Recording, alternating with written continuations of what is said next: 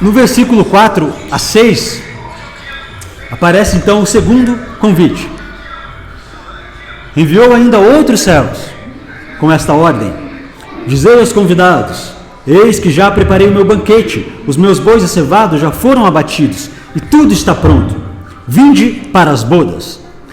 Eles, porém, não se importaram, e se foram, um para o seu campo, outro para o seu negócio. E outros, agarrando os servos, os maltrataram e mataram. Olha para mim novamente. Pergunto de novo: quem são os convidados para o segundo convite? E quem são os servos enviados? De novo, os convidados representam ainda a nação judaica. E os servos representam ainda os discípulos, agora acrescentado outras pessoas, como Estevão, por exemplo. Deus deu um tempo para a nação judaica se arrepender, 490 anos. Começou no ano 457 e terminaria no ano 34 depois de Cristo. No ano 34, Estevão foi apedrejado. Por isso que o texto diz, os convidados, agarraram e mataram alguns dos servos. Um desses é Estevão. Quando Estevão foi apedrejado, aqui no ano 34, a porta da graça então se fecha para a nação judaica como o povo escolhido de Deus. Todas as vezes na Bíblia que uma porta se fecha, na sequência, em seguida, é manifestado o quê? A ira de Deus. Isso aconteceu várias vezes na história. Na verdade, irmãos, a própria cruz, ela traz o equilíbrio.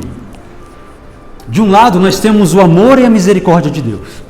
Do outro lado da cruz, nós temos a justiça e a ira de Deus. Quando que a ira se manifesta? Quando a misericórdia alcança o seu limite.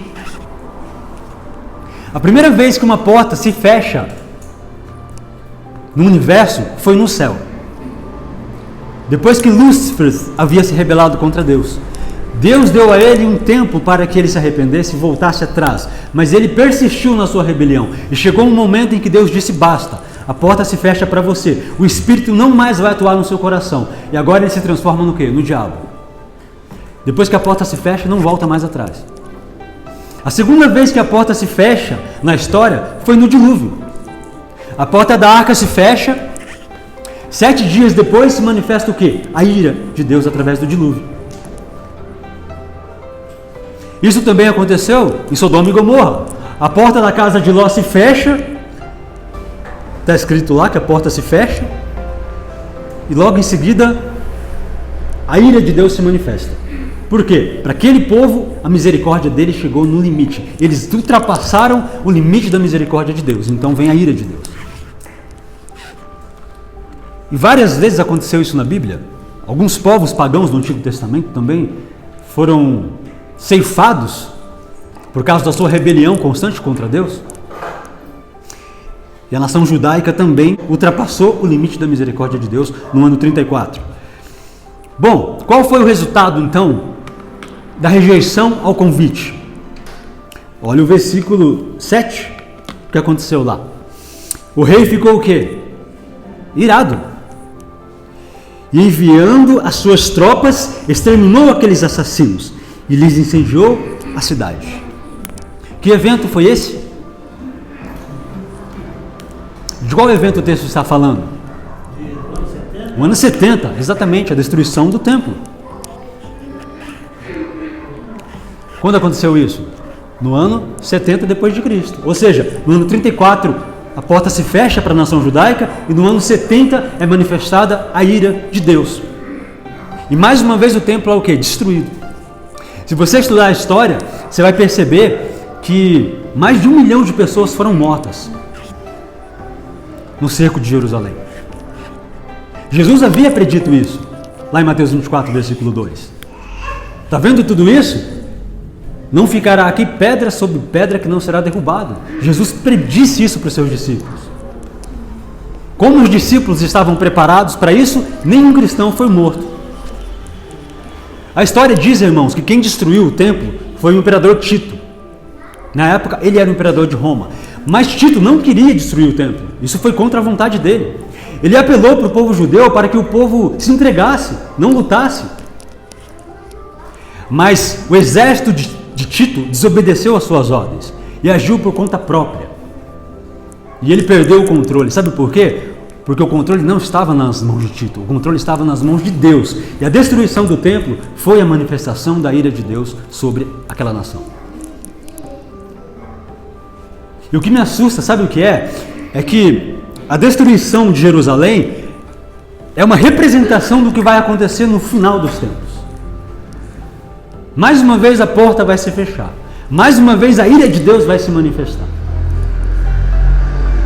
Isso está muito perto de acontecer.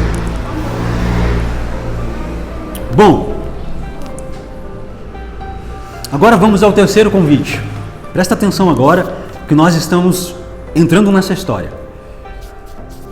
Olha lá o terceiro convite. Então disse aos seus servos: está pronta a festa, mas os convidados não eram o quê? Dignos. Quem não era digno? O povo judeu. E depois para as encruzilhadas dos caminhos, e convidai para as bodas a quantos encontrardes. E saindo aqueles servos pelas estradas, reuniram todos os que encontraram. Leia comigo essas duas palavras em vermelho: maus e bons. Olha que detalhe importante que aparece nesse texto. E a sala do banquete ficou o quê? Repleta de convidados. O terceiro convite, então, foi a pregação do Evangelho para quem? Para os gentios. E nós agora fazemos parte disso. A partir do ano 34, o Evangelho, então, foi pregado aos gentios. O apóstolo Paulo, inclusive, foi chamado para esse propósito, para pregar aos gentios. O texto diz que várias pessoas agora aceitaram o convite para a festa e vieram para a festa. Mas entre essas pessoas tinham pessoas más e pessoas boas. Deixa eu fazer uma pergunta para você. Por que é necessário o juízo investigativo?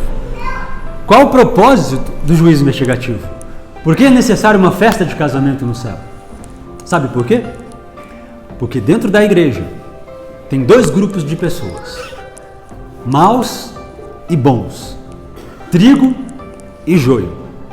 Tem virgem nécia e tem virgem prudente. E o juízo investigativo, ele é necessário para quê? Para revelar para quem? Para o universo todo, quem são os verdadeiros seguidores de Cristo que estão na igreja. Esse é o propósito do juízo investigativo. Bom, o texto continua dizendo o seguinte, e esse é o texto principal aqui da mensagem. Eu precisei fazer todo esse contexto para chegar nesse texto como um texto principal, o versículo 11. O que diz no versículo 11? Entrando, porém, o rei para ver os que estavam à mesa, notou ali um homem que não trazia veste nupcial. Presta atenção aqui num detalhe do texto. Primeiro, o rei ele entra aonde? Aonde que ele entra? Na festa. Para quê? Para ver os que estavam ali. Aonde acontece a festa mesmo? Em que lugar? No santuário celestial, no lugar santíssimo. Então aonde que o rei entrou? Aonde? No lugar santíssimo. É isso que o texto está dizendo. O rei entrou no lugar santíssimo para quê? Para fazer uma investigação dos que estavam na festa. Esse texto aqui se cumpre em 1844. No momento em que Jesus Cristo entra, ele sai do lugar santo, ele entra no lugar santíssimo para ver, para investigar os que estão ali participando da festa, os convidados.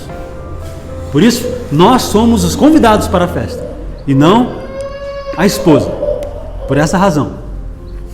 Bom, só que tem um detalhe. No versículo seguinte diz assim: ele percebeu que havia ali na festa um homem que não tinha o quê? Veste nupcial.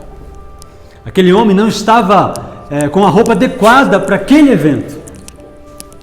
E aí o rei perguntou para ele, né? Amigo, como entraste aqui sem veste nupcial? E ele o quê? Ele emudeceu, ficou sem respostas, ficou sem argumentos, ficou sem desculpas para dar para o rei.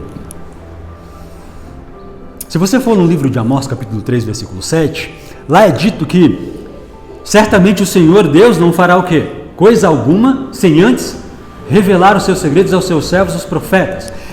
O texto diz que Deus ele não faz nada, ele não opera nenhum evento sem antes avisar as pessoas que aquilo vai acontecer. Noé avisou aquela geração por 120 anos, antes de acontecer.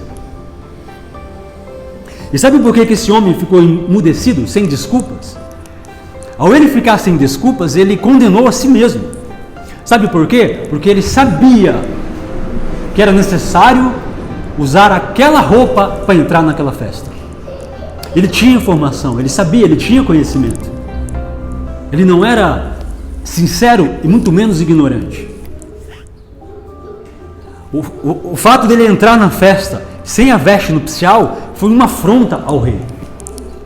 Porque ele sabia, ele tinha sido avisado. Por isso ele ficou sem resposta. A geração de Noé, no juízo final, vão ficar sem resposta, sem desculpas, porque eles sabiam que ia cair um dilúvio. Eles foram avisados, eles foram informados. Bom, eu quero mostrar para vocês agora alguns textos que estão no livro Parábolas de Jesus, capítulo 24.